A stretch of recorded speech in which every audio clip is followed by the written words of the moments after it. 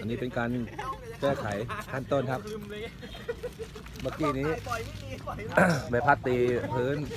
เลยปรับแก้ด้วยการแบบทางล้อหลังให้หน้าสูงขึ้นเปิดไปเทคออฟบินดีมากเลยครับ ใช้ได้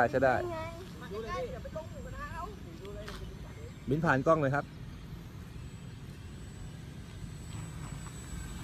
เรื่องก็สวยดีนะคือโครงจะเจออะไรเกิดมีคนเดียวที่ทำได้ความคิดแปลกๆแบบนี้นะครับ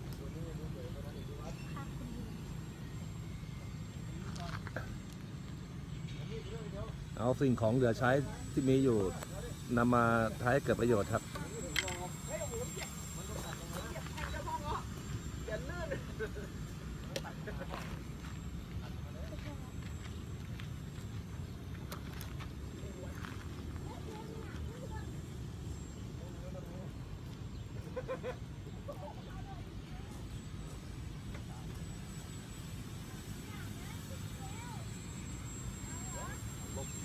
ลงหน่อยลงหน่อยเทป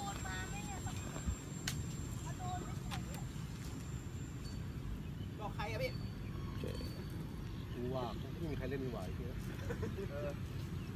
ไม่เอาโดนเนี่ยลงเลย แลนดิ้งครับสวยงามมากครับสวยงามมากมาดูหน้าตากันชัดๆหน่อยครับ